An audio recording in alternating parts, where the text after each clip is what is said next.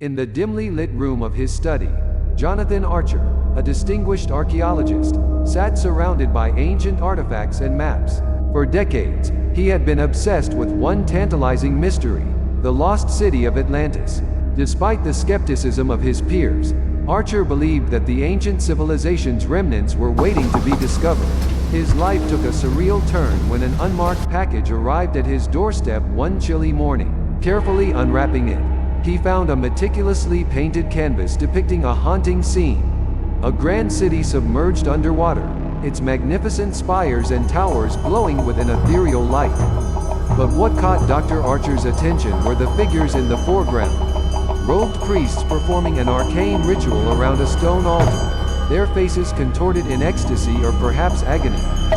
The intensity of the painting was such that the figures seemed almost alive, their eyes following him with an unsettling gaze. With no note or indication of the sender, the painting was a riddle in itself. But for Dr. Archer, it was a beckoning, a silent call to unravel the mysteries it held. It wasn't just a piece of art. It was a map, a guide to the very heart of Atlantis and its long-forgotten rituals. As days turned into nights, Dr. Archer found himself drawn to the painting, convinced that it held the key to the lost continent's location.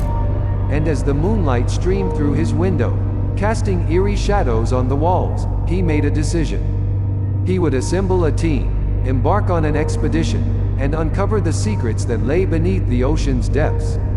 The treasures of Atlantis awaited, but so did its curses. Dr. Jonathan Archer stood at the helm of the research vessel, Calypso's Whisper, his eyes scanning the horizon where the sky kissed the ocean. His team, a motley crew of seasoned archaeologists, marine biologists, and tech-savvy youths, worked diligently, their shared purpose creating a bond stronger than the steel of the ship's hull. The vessel itself was equipped with the latest in sonar technology and deep-sea diving equipment, all funded by a mysterious benefactor who had taken an intense interest in Dr. Archer's theories. The coordinates gleaned from the painting had led them to a remote location in the Atlantic Ocean, far from the prying eyes of civilization and modern-day satellites. As they neared the coordinates, the sea grew restless, and a thick fog enveloped them. The ship's sophisticated equipment began to falter, displaying readings that bordered on the impossible. The ocean floor seemed to rise and fall like the chest of a slumbering giant, and the water's color changed to a deep, inky black. The crew whispered of the sea's wrath and the folly of their quest, but Dr. Archer's resolve was unshakable. The deeper they traveled into the abyss, the more the world above seemed a distant memory. Time lost its meaning, and the boundaries between the real and the surreal blurred. It was on the seventh night, under a crescent moon, when the sonar finally pinged in triumph. Shapes that defied natural formation appeared on the screens, geometric patterns that hinted at walls and towers, roads and archways. They had found something monumental, something that should not exist according to the known laws of history and science. Yet, as they prepared to descend into the depths, an eerie silence fell over the ship. The sea calmed suddenly, and the fog lifted, revealing a moonlit path on the water's surface. It was as if the lost city itself was laying out a welcome mat for the intruders from the surface world. Dr. Archer, his heart pounding with a mixture of excitement and foreboding, gave the order to dive. As the team donned their gear and submerged into the cold embrace of the Atlantic, the painting's images haunted them, promising wonders but also warning of the ancient curses that protected the city's sacred treasures. As Dr. Archer and his team cautiously penetrated the interior of the ancient temple, swathed in seaweed and coral, they discovered walls adorned with intricate reliefs depicting mysterious ceremonies. The scenes on the stone came alive under the light of their flashlights, warping and pulsing with each movement of the water.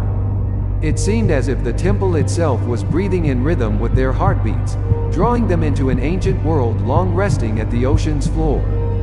Advancing deeper into the temple, visions began to assail each member.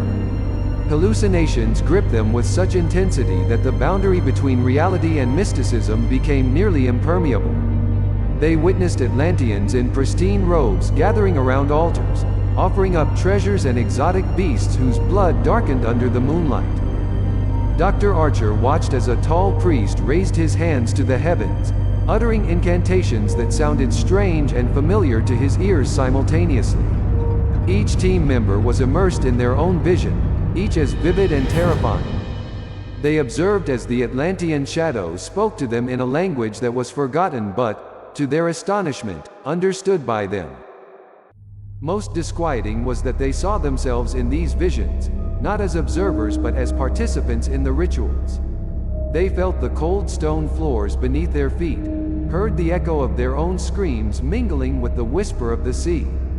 The sacrifices appeared to be a warning to those who dared to intrude upon this sacred realm, eager to protect its treasures. Gathering around an altar strewn with strange artifacts and gemstones, Dr. Archer felt an overwhelming urge to touch them. But as his fingers barely grazed the ancient relics, the seawater around them suddenly boiled, and darkness engulfed everything. The realization that they had transgressed sacred ancient laws struck the team with an icy fear as they attempted to flee the temple. The air within the ruins grew thick with a spectral fog, and shadows flitted just beyond the reach of their torchlights. It was as though the very spirits of Atlantis's denizens had awakened, roused to vengeance by the disturbance of their sanctuary. As they retraced their steps through the labyrinthine passages, every echo seemed to carry whispered threats. The team's breaths came in short, sharp gasps as ephemeral figures emerged from the walls, apparitions of Atlantean guardians, their ethereal faces twisted in anger, reaching out with hands that caused ripples in reality. The escape was fraught with peril. The temple, alive with the fury of its ancient protectors, seemed to warp and twist, its corridors rearranging themselves to confound the intruders. Whispered chants rose in volume, and the spectral guardians surged forward, their presence suffocating, as if the very air were turning against the team. Dr. Archer, with a resolve born of desperation, led his team with shouts of encouragement and commands, his voice a beacon against the encroaching dread. They suffered losses. Members of the team pulled into the abyssal darkness by unseen forces, their screams abruptly silenced. Yet, somehow, through sheer will and determination, Dr. Archer and the remaining members emerged from the ruins, gasping for air as they burst through the temple's threshold into the open ocean. Behind them, the temple seemed to recede into the darkness, the curse of Atlantis ensuring no further desecration would befall it. The survivors were left with a haunting silence, a void filled with the weight of those they had lost and the knowledge that some mysteries were never meant to be unearthed. As Dr. Archer returned to the familiar confines of his home, the ordeal of Atlantis clung to him like a persistent shadow. The silence of his study was far from comforting.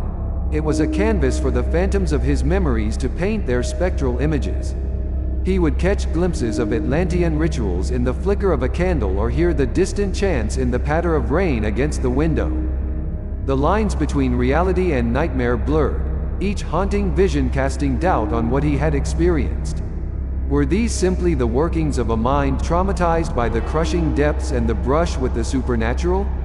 Or had the curse of Atlantis indeed breached the boundaries of the temple to follow him into his world?